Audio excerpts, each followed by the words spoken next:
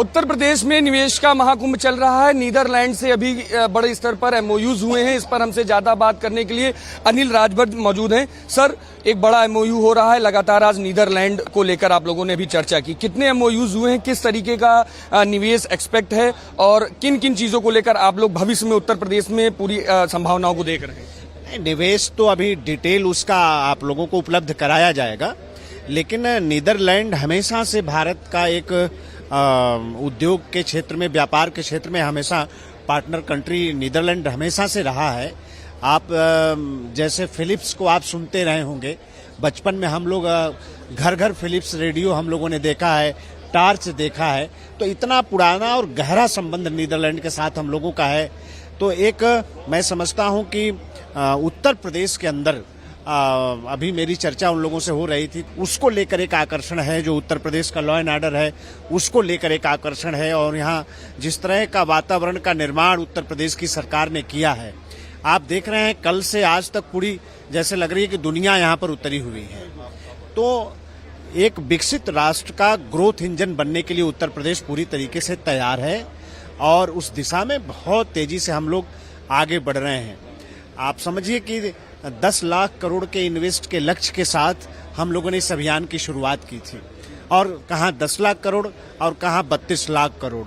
तो ये इस बात का प्रमाण है कि आज निवेशकों का सबसे पसंदीदा कोई स्थान है तो उत्तर प्रदेश है। कल प्रधानमंत्री जी ने कौशल विकास की बात की थी कि उत्तर प्रदेश में लोगों को कौशल विकास के तहत बड़े स्तर पर स्किल डेवलपमेंट उनका कराया गया है। किन किन स्किल्स पर ज्यादा फोकस कर रहे हैं आप लोग अभी?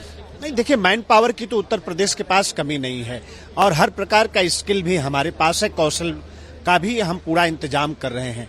जगह जगह हम ट्रेनिंग सेंटर हम खोलने जा रहे हैं। पहले भी हम लोगों ने ट्रेंड किया है आगे, और हम जहां श्रमिकों की जहां तक बात हो गई, अभी हम श्रमिकों को भी नए तरीके से, आधुनिक तरीके से उनको प्रशिक्षित करने का सरकार ने फैसला किया है। उसके लिए भी जिलावार हम ट्रेनिंग सेंटर खोलने पर सरकार विचार कर रही है। बहुत जल्द हम वो ट्रेनिंग सेंटर भी खोलने जा रहे हैं। तो एक बहुत बड़ा बदलाव जो उत्तर प्रदेश सरकार का जो संकल्प रहा है कि हमारे जो प्रवासी जो श्रमिक हैं, जिनको रोजगार के तलाश में उत्तर प्रदेश से बाहर जाना पड़ता है, हम उनको यही रोकेंगे। हम उनके इलाके में, हम उनके गांव में, हम उनके जिला में ही उनको जैसा चाहते हैं, उनके पास जैसी स्किल है, उसके हिसाब से हम रोजगार देंगे। तो सरकार अलग से भी प्रयास कर रही है, और इन इन्वेस्टर समिट के माध्यम से जो विभिन्न प्रकार की कंपनियां, कल कारखाने हमारे यहाँ आएंगे, उद्योग स्थापित होंगे।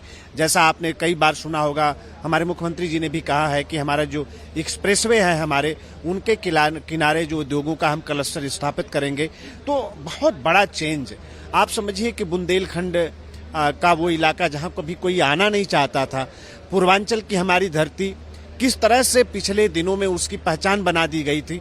गुंडा माफियाओं तक की ऐसी पहचान और इस तरह का एक कलंक जैसा लगा हुआ था पूर्वांचल पर, लेकिन 9 लाख करोड़ का इन्वेस्ट पूर्वांचल के नाम पर आ रहा है।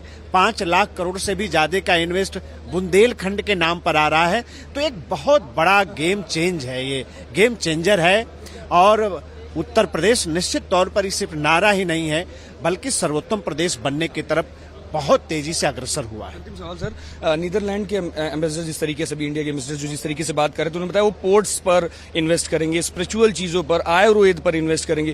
पोर्ट्स को लेकर किस तरीके की प्लानिंग हो रही है? क्योंकि एक बड़ा आप लोगों का प्रोजेक्ट आपके काशी में ही चल रहा है, जिनमें की शिप्स और क्रूज रन किए जा रहे हैं। तो पोर्ट्स को लेकर इन्वेस्टमेंट किस तरीके का? तो पोर्ट्स की तो शुरुआत देखिए, लैंड लॉक के नाम से उत्तर प्रदेश बदनाम था, लेकिन उस बदनामी और उससे हम लोगों ने निजात पाई है। काशी से लेकर हल्दिया तक, है ना, और उत्तर प्रदेश को सीधे पोर्ट से जोड़ने का काम उत्तर प्रदेश की सरकार कर रही है। यहाँ से गुजरात, महाराष्ट्र, और जो ट्रांसपोर्ट का जो खर्चा होता है उसमें कितनी कमी आएगी जब हम ठीक से बनारस से और उसको पीछे प्रयागराज तक भी ले जाने की हम लोगों की कोशिश है, वहाँ तक ले जा रहे हैं। और इसको पूरा नॉर्थ ईस्ट से जोड़ने का हम काम करने जा रहे हैं, पश्चिम बंगाल से जोड़ने का काम करने जा रहे हैं। अभी आपने देखा होगा कि हमारे स्वीडन के 52 यात्री अभी भी वो यात्रा पर ही हैं। बनारस से प्रधानमंत्री जी ने हरी झंडी दिखाकर उनको विदा किया। तो बांग्लादेश से हम जुड़ने जा रहे हैं सीधे बनारस से बांग्लादेश, पूर्वांचल से बांग्लादेश, उत्तर प्रदेश से बांग्लादेश, और ट्रांसपोर्ट का जो खर्चा है वो कितना कम हो जाएगा इसका अंदाजा नहीं लगा सकते। तो जो लैंड लॉक के रूप में उत्तर प्रदेश बदनाम था देश और दुनिया के अंदर, वो भी अब चीजें हट गई हैं और पूरा पूर्वांचल उत्तर प्रदेश देश के अन्य बंदरगाहों से भी जुड़ेगा। इस पर भी सरकार पूरी तरीके से प्रतिबद्ध है, इस पर काम हम कर रहे हैं। भारत एक्सप्रेस से बात करने के लिए ये थे अनिल राजभर, जिनका साफ तौर पर कहना था कि जिस तरीके से नीदरलैंड उत्तर प्रदेश में निवेश करना चाह रही है उसके कई एस्पेक्ट्स हैं, चाहे वो बंदरगाहों की बात कर ली जाए या हेल्थ सेक्टर की बात कर ली जाए, आयुर्वेद की बात कर ली जाए, उन सभी के लिए उत्तर प्रदेश ने भी अपनी पूरी बाहें खोल रखी हैं और नीदरलैंड जिस तरीके से उत्तर प्रदेश में निवेश करना चाहता है उनको पूरी आजादी दी जाएगी और साफ तौर पर पूरा माहौल भी दिया जाएगा। कैमरामैन राहुल के साथ मैं विक्रम राठौर, भारत एक्सप्रेस, लखनऊ।